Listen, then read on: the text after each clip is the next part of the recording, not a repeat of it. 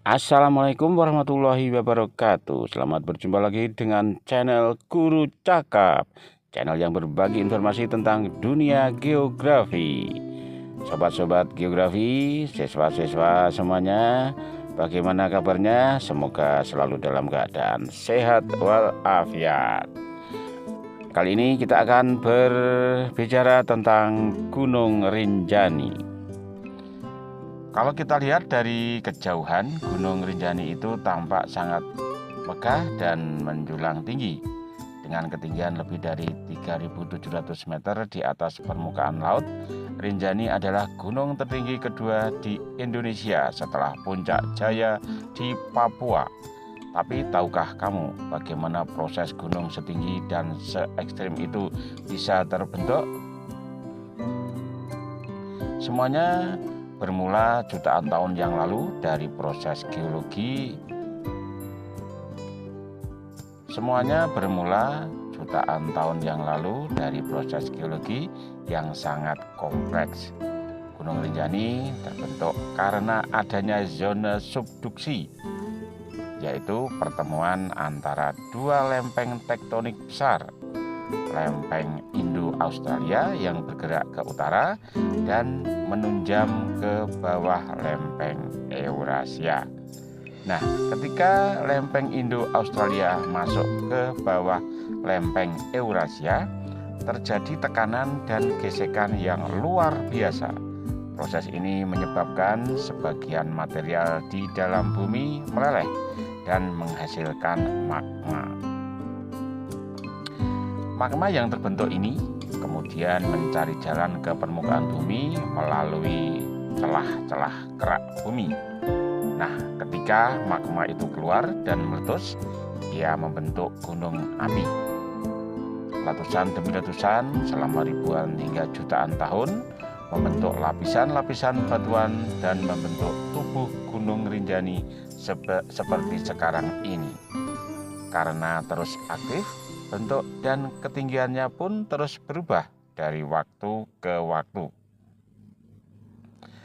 Topografi Gunung Rinjani yang ekstrim dengan banyak jurang dalam dan lereng curam itu adalah hasil dari dua hal utama.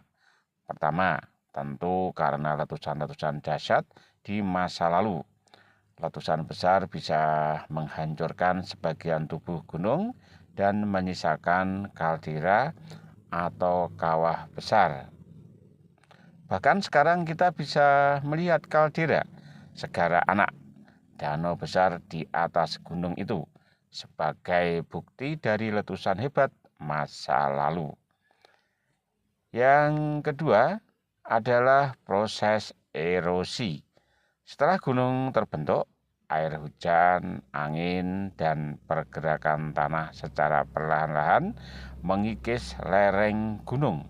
Di daerah pegunungan dengan curah hujan tinggi seperti Rinjani, erosi bisa sangat kuat dan menciptakan lembah-lembah curam dan jurang-jurang dalam.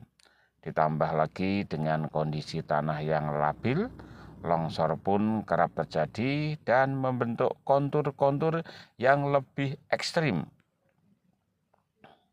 Jadi, bisa kita simpulkan Gunung Rinjani itu bukan hanya tinggi dan indah, tapi juga menyimpan cerita panjang tentang kekuatan alam dan dinamika bumi.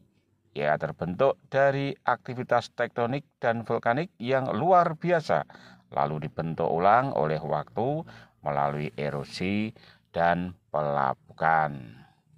Dan itulah mengapa meskipun indah, mendaki Rinjani tidak bisa dianggap remeh karena alamnya sungguh menantang dan kita harus benar-benar siap secara fisik dan mental. Baik, demikian sobat-sobat semuanya, siswa semuanya, informasi telah kita bagikan berkaitan dengan Gunung Rinjani. Semoga video ini bermanfaat. Dan sebelum kita akhiri, jangan lupa untuk like, comment, subscribe, dan share. Terutama untuk subscribe ini ya, karena manfaatnya Kalau kalian mensubscribe, kalian akan mendapat notifikasi atau pemberitahuan kalau video-video dari Guru Cakap ini kita upload. Dan kalau ada kekurangan, mohon maaf. Saya akhiri. Wassalamualaikum warahmatullahi wabarakatuh.